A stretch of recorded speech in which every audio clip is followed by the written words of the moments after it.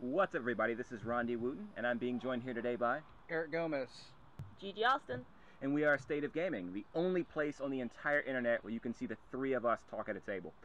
It's true. So I want to get to this whole Tomb Raider thing, and if you're watching, you probably know what I'm talking about. It's the fact that Rise of the Tomb Raider, the sequel to the amazing Crystal Dynamics Square Enix game Tomb Raider, the reboot, so Tomb Raider, was announced to be an Xbox One exclusive, and myself, along with the gaming industry as a whole, flipped out on that one, because the initial one was a multi-platform game. We all loved it.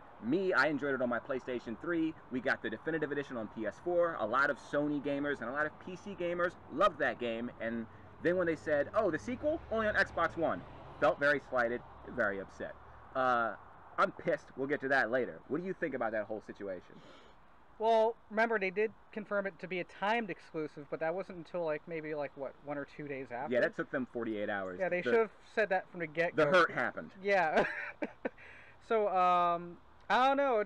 It's just weird. It's like my feelings towards Microsoft just got a little bit worse on that one because it looks like they can't come up with their own IPs. I thought they were investing money in their own studios to actually make new IPs to garner people to go and buy an Xbox One.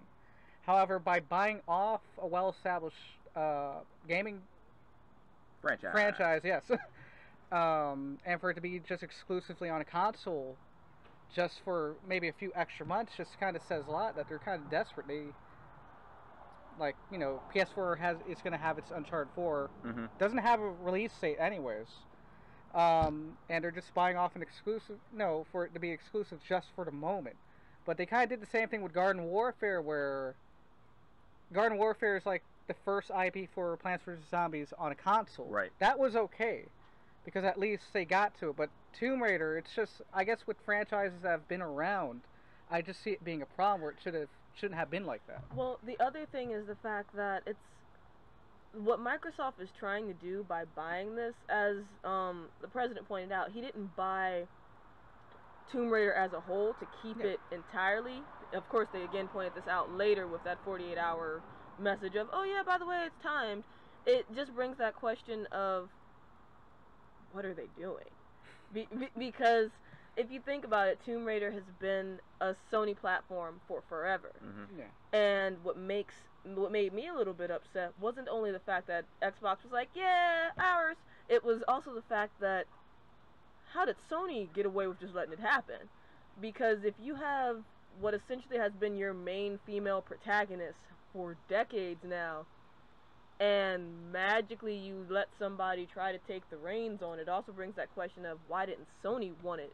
And why did they just let it go? Well, Sony doesn't own Crystal Dynamics or Square Enix, so I mean, Lara Croft can be on whatever platform those publishers and developers want her on, but she did make a name for herself on the PS1, and characters like that are associated really heavily with the PlayStation franchise, even if they're not exclusive to the platform.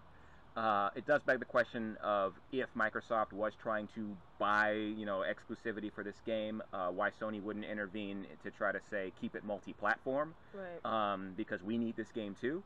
But also, a big question is, would Microsoft have even given us more information about its timed exclusive if there wasn't a backlash? It seemed like Microsoft was very content to call the game an exclusive and leave it at that, and have the world believing that it was an exclusive title. And that's because, and a Kotaku article referenced this, the fact that nowadays the word exclusive in the gaming industry means diddly squat. Mm-hmm. Because they'll say that, oh, well, Rise of Tomb Raider is an exclusive for Xbox 360 and Xbox One. Oh, wait, no, we were kidding.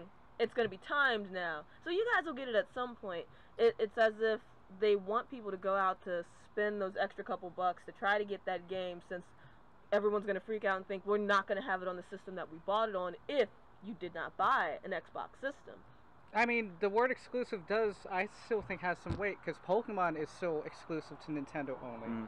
Uncharted exclusive to PlayStation consoles only. So it was troubling to see that word just thrown out there, and then they say it's timed afterwards. Yeah. That's the problem. They've been doing that with a lot of games. There's a lot of that. I mean, we see stuff like this happen a lot, timed exclusivity. We see Microsoft spending money on things like this quite often. Yeah, the Call of Duty DLC, all and the more Call of Duty recently the DLC. Battlefield DLC. It's like they're just buying off just so people could play on their consoles early, Right. because there is that segment of players that Yeah.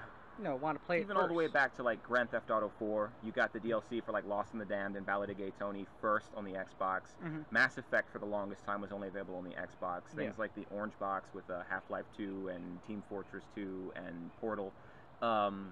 Things like the Call of Duty multiplayer. It seems like Xbox like acknowledges the threat of Sony and Nintendo, or acknowledges the popularity, and instead of kind of putting the money into upping their game, they're like, well, we'll just buy that away from you then. We'll take that away from you using our greatest strength, which is our money. Yes. And then you also, as far as them not giving clarity until they were challenged, as far as them not saying, oh, it's timed until their back was against the wall, it's Microsoft pulling people are too angry to the point where it's not financially, it's not good for business, so let's be more honest now. Yes. Like when they stepped out with the Xbox One initially, and it had all this DRM in it, and they were talking about all these little things that basically painted a very bad picture for gamers and for gaming. You know, nobody liked the Xbox One when it was first introduced to us conceptually. Yeah. And it wasn't until there was such a backlash that they pulled that famous, Xbox 180, where they turned around and went back on all their policies. Yes. It's like Microsoft does whatever they want to do, it seems. And then when they find out that, oh, people don't like that, they're like, just, we'll ease up. Sorry, like, JK. actually, we're gonna, Yeah, right. And I mean, whether you eventually make the right call later on, it doesn't help the fact that initially your image was tarnished by that initial move. Yeah, and I it's think like a bad taste in the mouth. Microsoft needs to make the right move the first move, so that they don't leave us sitting here mad over their, acquisition of Tomb Raider, or mad about DRM, or mad about the fact that I can't get my Call of Duty DLC on the PlayStation or something. And instead of ruffling all these feathers, I mean, they're doing what's good for business, but they're doing something that's bad for gamers. Here's another thing too. Something that was pointed out in an article yesterday, which is, it could be that Microsoft and Crystal Dynamics are not on the same page right now, though, because although that statement was released saying Rise of Tomb Raider will be a timed exclusive, if you look at all of the statements from Crystal Dynamics reps and Microsoft reps just a few days prior, it seems very clear that Crystal Dynamics is like, yes, it was good for us to make this game and partner it up with Microsoft and have it come out this way, because we feel that Microsoft will give us the tools that we need to make this game a success for our followers and the people who really want this game to exist. And it kind of makes you wonder, well, did Microsoft say this now just to assuage how gamers felt, or is there a little bit more to the story than we actually know? What are those tools? What is Microsoft providing to Crystal Dynamics and Square Enix that makes this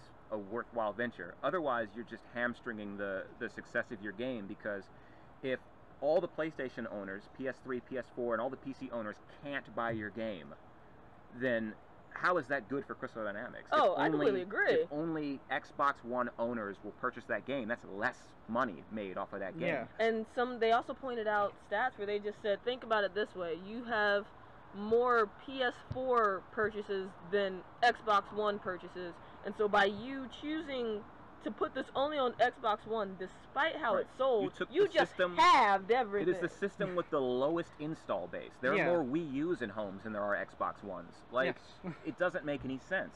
You're not going to sell well on just the Xbox One. You need, especially a company like Square Enix, whose finances aren't the best right now, and Crystal Dynamics, who isn't well enough known right now. Tomb Raider is like their game right now, and it's not even more than a year old. So only like a year and some change. But I mean, it comes down to money. That's all it was. I mean, that's the only benefit that they got off. Unless Microsoft paid them all of the money they would have made selling it on the PS4 and PC, it doesn't make any sense for them to even accept a proposition from Microsoft. Yeah. And that's what also makes me think that maybe from Sony's side, they were just like, look, we've technically had what would the word be? We've technically had the monopoly, in a way, on the Tomb Raider and Lara Croft just franchise for decades now. Let's see you even try to make something of this, because you haven't heard Sony say anything. You obviously haven't heard Nintendo say anything, because Nintendo, as far as third-party IPs go, they've never touched, as far as I know, Tomb Raider anyway. So they're just like, eh. But Sony could have said something. The fact that they chose not to just makes you wonder if Sony even doubts what Microsoft is going to be able to pull off, and they're not even worried about it. Like, it's not a threat. It's definitely not. I mean, Sony's always going to have Uncharted. It could be looked at as if if they ever intended to actually buy Tomb Raider and keep it. I still don't know if that's the case. I think maybe just Sony, Microsoft, and Nintendo all knew that it was a timed exclusive. That just wasn't the way it was marketed. Yeah. I think it was just PR speak getting twisted up. But I mean, even if Sony knew that this is what was happening, they have Uncharted, they have, Infamous, they have all these other franchises where losing Tomb Raider isn't going to kill Sony.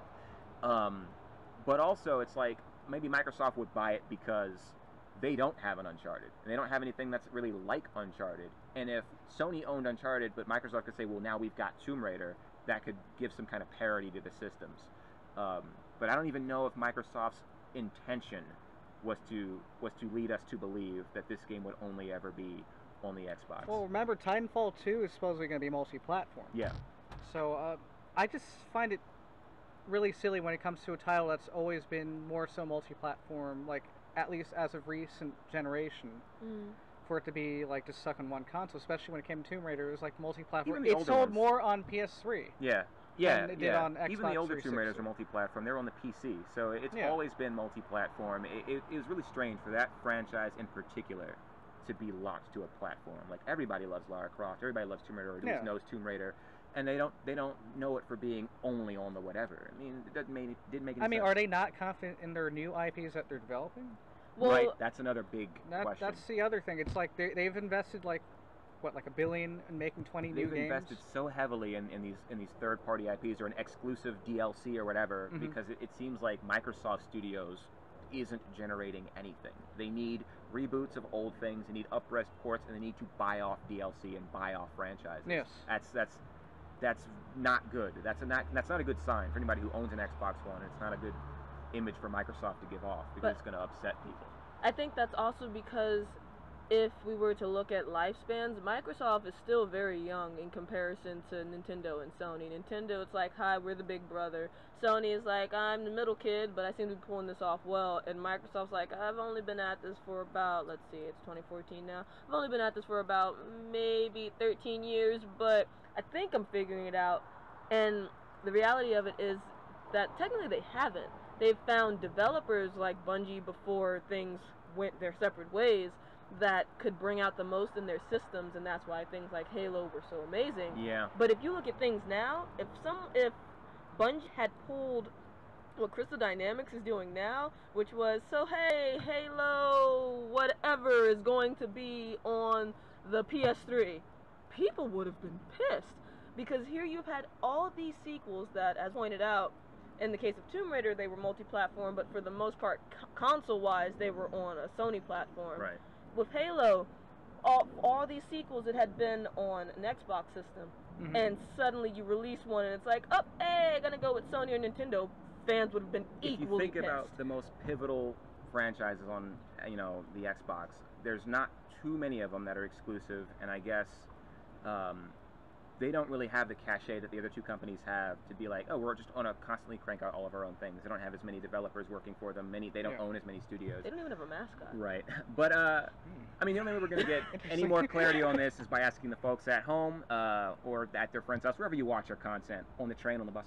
But what do you think about the whole Tomb Raider situation? What do you think about exclusives in general? Does a game being exclusive just hurt it overall because not everybody can enjoy it?